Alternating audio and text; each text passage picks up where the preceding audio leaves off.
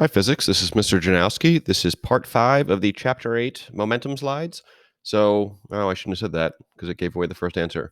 What is conserved in every collision? It's momentum. Momentum is always conserved, everywhere, always. What do you call a collision where objects stick together? Those are called perfectly inelastic collisions. And algebraically, meaning mathematically, how do you write it? How do you represent two objects being stuck together? You put parentheses around them.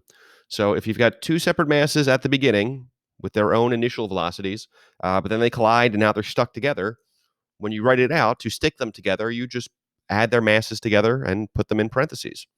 And then those two masses together will have one final velocity. So that's how that works. So there are three types of collisions we've talked about. And this picture, it's in kind of the backwards order to the way I wish it was, but whatever. We'll start with the last one, the perfectly inelastic collisions, where the objects just stick together. So the first, hacky sack, perhaps, you throw it or you drop it from a height, and it just plops. Doesn't bounce at all. It just sticks to the ground. So that is a perfectly inelastic collision. If you throw a tennis ball or any real super ball, meaning a not ideal, not perfect super ball, it'll bounce, but it won't get back to the same height. And it'll bounce again, but it won't get back to that height because every time it's losing a little bit. It loses a little bit of kinetic energy, so it doesn't get back to the same height. So that would be a somewhat bouncy thing. That would be an inelastic collision. And then if you had a theoretically perfect super ball, which is not going to be possible to make, it would bounce to the same height every time, and it would just keep doing that forever until you stop it. So that perfectly kind of bouncy collision, that would be an elastic collision. So an example of a perfectly inelastic collision is when a linebacker wraps up a running back. So a linebacker is a defensive football player. A running back is an offensive football player, probably running with the ball in this situation. And to wrap someone up means to grab them and not let go. So not just bump into them and knock them down, but to actually like grab them, hug them, and take them to the ground that way. That would be wrapping up a player in football. This is a very famous instance of that. The running back, this is the year 1960 at the Polo Grounds in New York. The running back is New York Giants football legend Frank Gifford, and the linebacker here is Philadelphia Eagles football legend Chuck Bednarik. Both guys are in the Football Hall of Fame too. Chuck Bednarik won this round. So Frank Gifford fumbled, the Eagles recovered, the game was over. Here's Chuck Bednarik standing over Frank Gifford and yelling, "This game is over." So here's Chuck Bednarik, Concrete Charlie, local boy, born in Bethlehem, died 6 years ago at this point. And this is what happens to your fingers if you play too much football and you break your fingers too often. So be wary of that. So again, we've talked about perfectly inelastic collisions. You've got your two separate objects at the beginning. That's the top picture with their two separate initial velocities. Ignore the middle picture. It's just showing us the moment they happen to start colliding. And at the end, you have the two things stuck together with one final velocity. So that's a perfectly inelastic collision. So to do this problem, you would start with step 1. You would make your two sketches, the top one and the bottom one. And your step 2 would be to write the law of conservation of momentum. And then again, I keep saying this, but you've got the two separate things at the beginning, and they're stuck together at the end. So stick them together with parentheses at the end on the right side of the equal sign. So now we're going to look at explosions.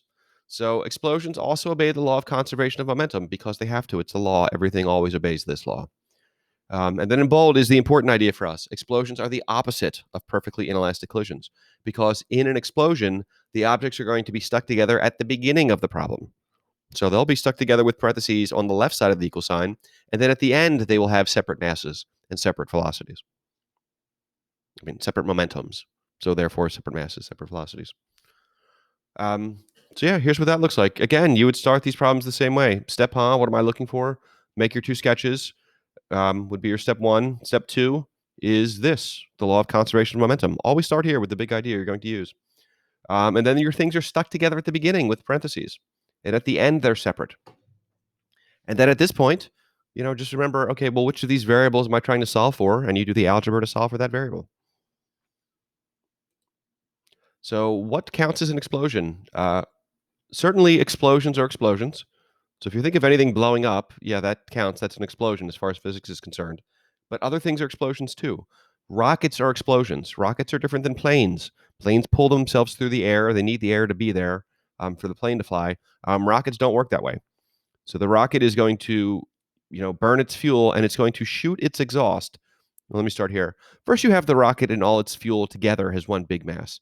Then the rocket is going to burn the fuel and it's going to throw its exhaust backwards. Um, so now you've got momentum going to the left. Well, that momentum going to the left means you have to have momentum in the rocket going to the right. So that's how that works. Similar idea with a cannon. So here we have a cannon. Think of the cannon with the cannonball in it has those two masses being stuck together. So that's the beginning. Then you light the gunpowder in the back, and the cannonball leaves to the right with it's a small mass relatively with a very high velocity going to the right. The result of that is the large mass of the cannon has to go to the left. So that's an explosion. You had two masses at the beginning, and you end up with one mass at the end. And we'll get to homework problems where Alice will be throwing Billy off of her sled. So that is also an example of an explosion. So imagine that we have a firecracker with a lit fuse sitting at rest. So not the kind of firework that flies through the air, just a firecracker that you throw on the ground. So initially it's at rest. It has mass, but it has no velocity. So therefore it has no momentum. So sigma p initial on the left side is just going to be 0. There are no external forces to provide impulse. If it's just sitting there, there's no external impulse. If you walk up and kick it, that would be an external impulse, but we're not going to do that in this problem.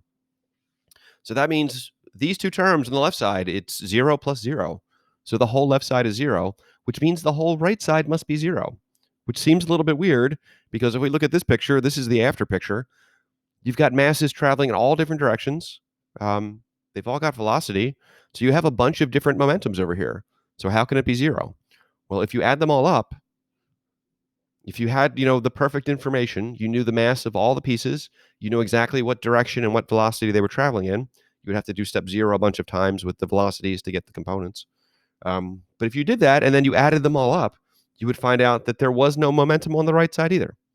It all canceled out because it has to in this situation.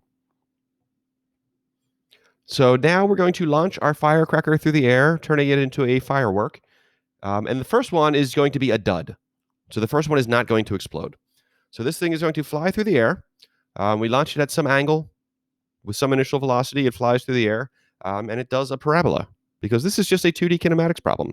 And we could use the stuff we learned in Chapter 5 to figure out exactly where it would land. Now, we're going to launch another one, but this one isn't going to be a dud. So it will start with the same initial velocity and the same angle and all that stuff. It's going to fly like this in a parabola up to this point, and then it's going to explode. Now, when it explodes, you have a bunch of internal impulses. The pieces will be pushing off of each other. So you have lots of pieces exerting forces on each other for different amounts of time, but those are internal impulses. Those are not external impulses. Your external impulse is still going to be 0. And you don't have to account for internal impulses in this formula. Now, here's something I always thought was very neat. This is beyond the math that we have to do for this class, but there's this idea of center of mass. So center of mass is the average position of all of the pieces of the mass. So if you have your just intact firework at the beginning, the center of mass is just going to be the center of this thing. That's the average position of all this mass. So you launch it, the center of mass is just following the parabola. At this point, it explodes, and the pieces go shooting off in all different directions with their different masses and different velocities.